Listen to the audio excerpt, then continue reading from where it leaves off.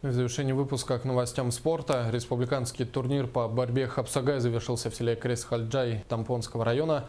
Соревнования посвящены 70-летию со дня рождения мастера спорта, почетного гражданина Тампонского района Юрия Васильева. Рассказывает наш корреспондент Мария Винокурова.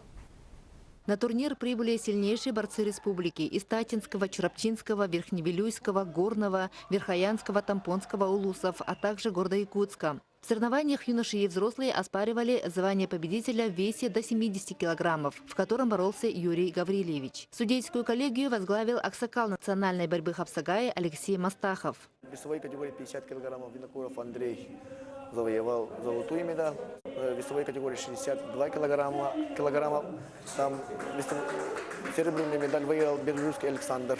Есть над чем работать. Дальше будем работать. Юноши боролись по 5 весовым категориям – от 45 до 70 килограммов. Абсолютному чемпиону среди юношей был вручен мотоцикл, а финалисту – ноутбук. Соревнования мне очень понравилось, призы хорошие. Дальше я хочу участвовать в Дети Азии. В абсолютном первенстве среди взрослых до 70 килограммов первое место занял Аял Анисимов, город Якутск. Он стал хозяином суперприза в сумме 100 тысяч рублей от администрации Байкантайского наслега. На второе место вышел Игнат Андросов, Татинский улус. Его приз – жеребенок от семьи Васильевых. И на третьем месте Егор Иванов из Верхневилюйского района, которому вручен денежный приз. Это первый в Тампонском районе турнир по национальной борьбе Хапсагай такого уровня. И это большой толчок для развития данного вида спорта. Мария Винокурова, Гаврил Семенов, НВК Саха, Хандыга.